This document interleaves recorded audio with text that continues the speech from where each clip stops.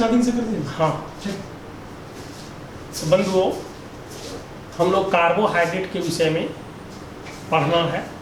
चूँकि cell biology में आप लोगों को बायोमॉलिक्यूल चैप्टर पढ़ना है, जिसमें से कार्बोहाइड्रेट भी पढ़ना है। बायोमॉलिक्यूल्स वगैरह के इंट्रोडक्शन हम दे चुके हैं और कार्बोहाइड्रेट भी कुछ पढ़ा रहे हैं, तो फिर भी हम उसको शॉर्टली रिपीट करते हुए आगे बढ़ते हैं।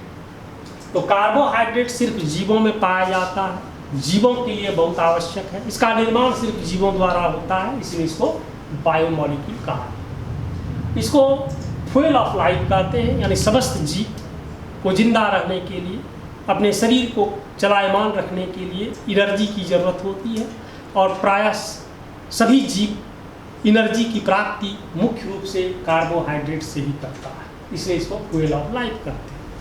अब कार्बोहाइड्रेट कौन सा रासायनिक पदार्थ है? तो कार्बोहाइड्रेट को कहा जाता है हाइड्रेट ऑफ कार्बन, यानी compound of carbon and water. पहले लोग यही समझते थे कि कार्बोहाइड्रेट इसलिए नाम दिया गया कि यह कार्बन और वाटर का कंपाउंड है, अर्थात कार्बन का हाइड्रेट है। और कैसे यह प्रूफ किया गया ये आपको बताए थे और भी बताते हैं कि किसी भी कार्बोहाइड्रेट में 3 एलिमेंट होते हैं, कार्बन, हाइड्रोजन और ऑक्सीजन। खास करके कार्बोहाइड्रेट में हाइड्रोजन और ऑक्सीजन का अनुपात 2:1 होता है, जो बिल्कुल वाटर के जैसा होता है। इस आधार पर यह कार्बन का हाइड्रेट हो जाता है। लेकिन बाद में फिर देखा गया कि यह कार्बन का हाइड्रेट नहीं, नाम शुरू में दे दिया गया, तो वही अब भी हम लोग उसको प्रचलित कर रहे हैं, लेकिन वास्तव में यह कार्बन का हाइड्रेट नहीं है। क्यों नहीं है? तो इसके विषय में मैंने बताया था कि किसी भी सामान्य हाइड्रेट को थोड़ा सा गर्म कर देने पर आसानी से वह विच्छेदित हो जाता है, डिसोसिएट हो जाता है, लेकिन कार्बोहाइड्रेट को गर्म करने पर यह आसानी से विच्छेदित नहीं होता है, टूटता नहीं है, डिसोसिएट नहीं होता, यानी यह सामान्य हाइड्रेट के प्रॉपर्टी को फॉलो नहीं करता है। ठीक है। दूसरी बात है कि किसी भी कंपाउंड को हाइड्रेट तभी हम मानते हैं कि जैसे कि मान लेते हैं कि वाटर है, तो वाटर मॉलिक्यूल टूट जाते हैं H+ और OH-। यदि कोई पदार्थ OH से रिएक्शन करता है तो इस रिएक्शन को हम लोग क्या कह देते हैं? Hydration reaction. और इसके बाद जो प्रोडक्ट बनता है उसी को हम लोग कह देते हैं हाइड्रेट। लेकिन वास्तव में कार्बोहाइड्रेट का निर्माण किससे होता है कि कार्बन डाइऑक्साइड जुड़ जाते हैं किसके साथ? हाइड्रोजन आयन के साथ, तब बनता है ग्लूकोज। और ग्लूकोज ही कार्बोहाइड्रेट का मॉलिक्यूल है। तो कार्बन डाइऑक्साइड जब हाइड्रोजन आयन से प्रतिक्रिया करता है तो यह कौन सा रिएक्शन होता है? केमिस्ट्री के अनुसार से रिडक्शन। तो ग्लूकोज यानी कार्बोहाइड्रेट के मॉलिक्यूल का निर्माण हाइड्रेशन रिएक्शन से नहीं होता है, बल्कि रिडक्शन रिएक्शन से होता है। इस आधार पर हम स्ट्रांगली कह सकते हैं कि यह वास्तव में हाइड्रेट ऑफ कार्बन नहीं है। तब फिर हमने आपको बताया था कार्बोहाइड्रेट वास्तव में हम लोग कहते हैं कि परिभाषा क्या होगी? तो इसकी परिभाषा होती है पॉलीहाइड्रोक्सी एल्डिहाइड और कीटोन। इसको क्या पढ़िएगा? एल्डिहाइड। इसको क्या पढ़िएगा? कीटोन। तो वे सभी एल्डिहाइड और कीटोन जिसमें कई हाइड्रोक्सिल ग्रुप का होता है OH, तो वह एल्डिहाइड या कीटोन जिसमें कई OH ग्रुप पाए जाते हैं वही कार्बोहाइड्रेट या वैसा कंपाउंड, मान लेते हैं कि आपके पास एक X जैसा कंपाउंड है, अननोन कंपाउंड है, इसका यदि हम लोग क्या कर देते हैं, हाइड्रोलाइसिस प्रतिक्रिया में डाल देते हैं, जल विच्छेदन कर देते हैं, और इस X से आपको मिल जाता है डेरिवेटिव ऑफ हाइड्रोक्सी एल्डिहाइड या कीटोन, तो ये भी X भी कार्बोहाइड्रेट। क्लियर हो गया कि वैसा कंपाउंड जिसको हाइड्रोलाइसिस करने पर हाइड्रोक्सी एल्डिहाइड या कीटोन का व्युत्पन्न प्राप्त होता है, उसको भी हम कार्बोहाइड्रेट कहते हैं। हाइड्रोक्सी एल्डिहाइड और कीटोन को तो कार्बोहाइड्रेट कहते ही, यही है कार्बोहाइड्रेट की परिभाषा। ठीक है। अब रही बात कि किसी भी कार्बोहाइड्रेट के निर्माण में कम से कम कितना कार्बन चाहिए, 3 कार्बन, यानी अभी तक इससे छोटा कार्बोहाइड्रेट नहीं देखा गया है, यानी कम से कम मिनिमम 3 कार्बन का ही कार्बोहाइड्रेट होता है, और कम से कम 2 OH ग्रुप होना चाहिए, अधिकतम मैक्सिमम 1 एल्डिहाइड या 1 कीटोन होना चाहिए। तो याद रखिएगा कि किसी भी कार्बोहाइड्रेट में या तो एल्डिहाइड होगा या तो कीटोन होगा, दोनों एक साथ नहीं। तो इस शर्त के अनुसार से इस तरह से आप लिख दें, तो याद रखिएगा फर्स्ट कार्बन हमेशा एल्डिहाइड बनता है, बाद बाकी OH आप जोड़ दीजिए तो 2 लग गया, फिर बाद में हाइड्रोजन जोड़ दीजिए तो इसका फार्मूला हो जाएगा C3H6O3। तो अभी तक बहुत सारे कार्बोहाइड्रेट आपको मिलेंगे, बहुत सारे मैक्सिमम कार्बोहाइड्रेट, जिसमें कि फार्मूला देखेंगे कि कार्बन और ऑक्सीजन की संख्या बराबर होती है और हाइड्रोजन जस्ट डबल होता है। अब यदि ये हो जाता है, इसका नाम हो गया एल्डो ट्राइओच।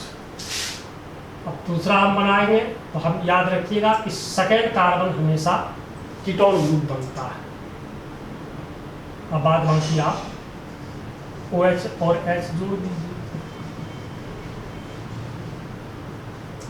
तो ये भी आपका हो गया फार्मूला यही C3H6O3, लेकिन इसका नाम हो गया कीटो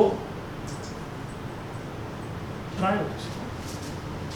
तो ये प्रकृति का सबसे छोटा कार्बोहाइड्रेट है, अब इससे कम नहीं हो सकता है, अभी तक नहीं पाया गया है।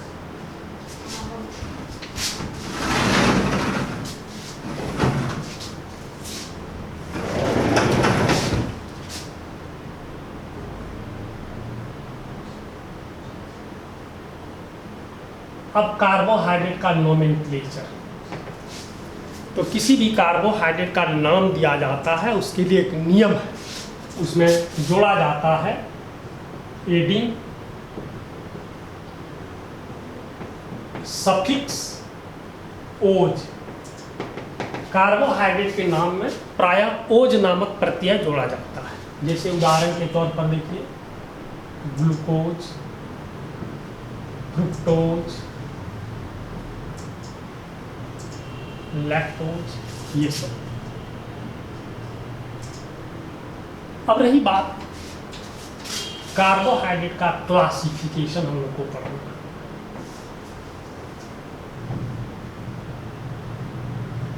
वर्गीकरण, तो चूंकि कार्बोहाइड्रेट बहुत तरह के होते हैं, तो जब कोई वस्तु बहुत तरह के हो जाए तो उसका वर्गीकरण किया जाता है, क्लासिफिकेशन। तो भौतिक गुण के आधार पर, फिजिकल प्रॉपर्टीज के आधार पर कार्बोहाइड्रेट को 2 ग्रुप में बांटा गया है। एक ग्रुप को कहा जाता है सुगर्स। तो सुगर्स कौन सा कार्बोहाइड्रेट को कहेंगे, उसका प्रॉपर्टी क्या होगा, गुण क्या होगा? तो सबसे पहला होगा यह वाटर सॉल्युबल होते हैं, जल में घुलनशील होते हैं, ठीक है, और इसकी प्राप्ति छोटे छोटे रवा के रूप में होता है, यानी यह क्रिस्टल फॉर्म में प्राप्त होता है। रवादार। तीसरी बात, इसका स्वाद हमेशा मीठा होता है। जैसे कि आप देखिए ग्लूकोज, फ्रुक्टोज, ये सब शुगर ग्रुप में आते हैं। दूसरा है नॉन शुगर।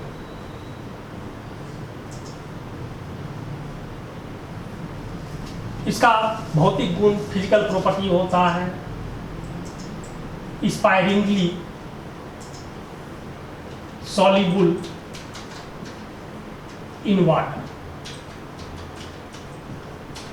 यह पानी में अल्प घुलनशील होता है और इसकी प्राप्ति रवा के रूप में नहीं, पाउडर के रूप में होता है। उसको कहते हैं एमोर्फस।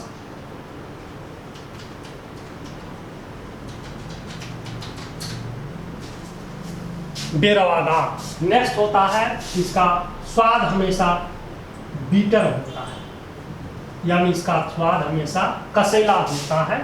इसमें से आते हैं जैसे सेलुलोज, ग्लाइकोजेन,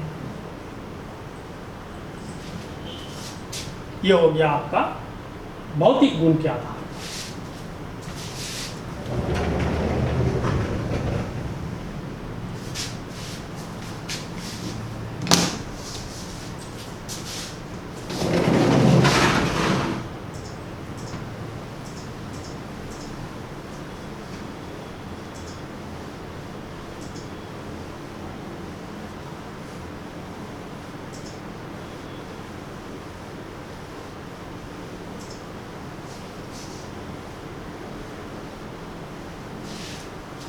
अब रासायनिक गुण के आधार पर, केमिकल प्रॉपर्टी के आधार पर इसको 3 ग्रुप में बांटा गया है। एक को कहा जाता है मोनोसैकेराइड्स,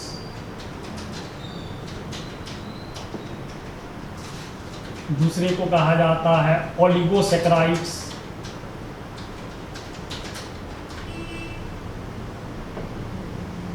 और तीसरे को कहा जाता है पॉलीसैकेराइड्स। तो सैकेराइड मतलब था शुगर। शुगर का मतलब होता है यहाँ पर स्मॉल यूनिट और मॉलिक्यूल ऑफ कार्बोहाइड्रेट। यहाँ शुगर का मतलब होता है स्मॉल यूनिट और molecule of carbohydrate.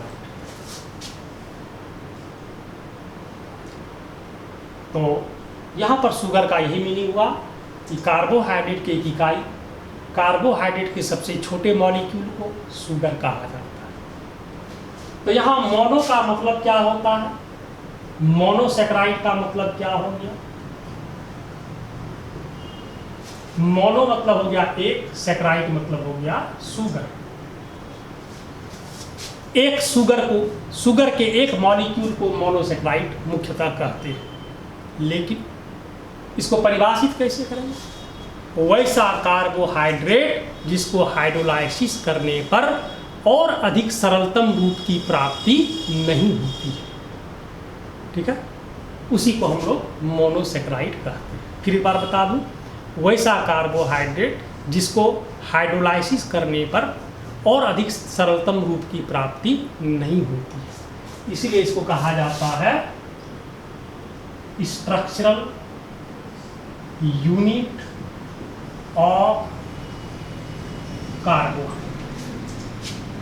Those carbohydrates which do not yield more simpler form upon the hydrolysis, they are called monosaccharides, and monosaccharides are called structural unit of the carbohydrate। ठीक है। अब रही बात कि आप जान चुके हैं कि किसी भी कार्बोहाइड्रेट में मुख्य रूप से फंक्शनल ग्रुप होता है, क्रियाशील मूलक होता है, एल्डिहाइड या कीटोन, ठीक है। और कार्बोहाइड्रेट के नाम में हम लोग कौन सा प्रत्यय जोड़ते हैं? ओज। तो वैसा मोनोसैकेराइड जिसमें कि एल्डिहाइड ग्रुप होता है, उस मोनोसैकेराइड को कहा जाता है एल्डोज। और वैसा जिसमें कि कीटोन ग्रुप पाया जाता है, उसका नाम हो जाता है कीटोज। ठीक है। तो मोनोसेक्राइड जिसमें एल्डिहाइड ग्रुप होता है इसको एल्डोज, जिसमें कीटोन ग्रुप होता है उसको कीटोज कहते हैं।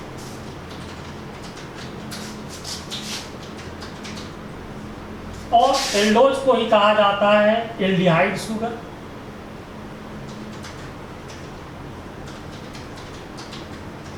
जिसमें मुख्य रूप से आते हैं ग्लूकोज। कीटोज में आता है जिसको हम लोग कहा देते हैं कीटोन शुगर। इसमें मुख्य रूप से आते हैं फ्रक्टोज। तो दोनों का फॉर्मूला सेम है, लेकिन फंक्शनल ग्रुप दोनों में अलग अलग है। एक में एल्डिहाइड है, तो यानी कि ग्लूकोज हमेशा एल्डिहाइड शुगर कहलाता है, एल्डोज कहलाता है। कीटोन फ्रुक्टोज हमेशा कीटोन शुगर कहलाता है, कीटोज कहलाता है। ठीक है। अब इसके विषय में और भी टाइप हम लोग कल मंडे को पढ़ेंगे। Thank you.